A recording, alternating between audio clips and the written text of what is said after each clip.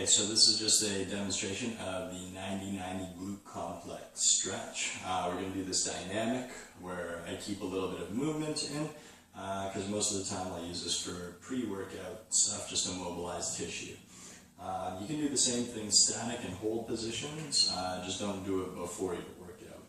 So this exercise or this stretch is a lot easier to do the more your legs are tucked in. So it's called 90-90 because your legs are both in 90 position, or 90-degree position with your knees. However, if you're very tight, you might want to start off with your legs closer together. That will free up your hips a little bit more and make it a bit easier.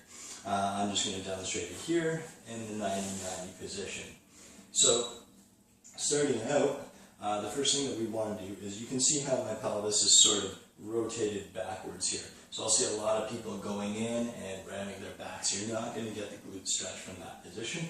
The key here is to lengthen your torso and rotate that pelvis forward a little bit. That's going to put tension on those glute muscles and put a good stretch on them. So from here, I'm lengthening up my torso and rotating forward.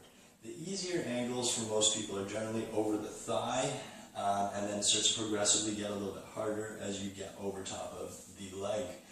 So I'll start with the easier angle first and kind of progress into there. So I want to make my torso nice and long, and I'm going to glide down, almost leading with my stomach a little bit. I'm rolling back out of it.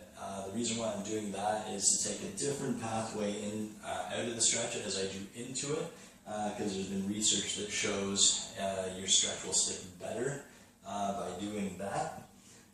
And as you're going in, I'm exhaling and then inhaling on the way up. So I can also stay down in that position and kind of scan through, floss through those muscles and find out which is really sticky. As I start to feel that glute free up, I'm going to start to kick back my trailing leg a little bit. The more open I make this, the more stretch I'm going to start to feel in my glutes over here.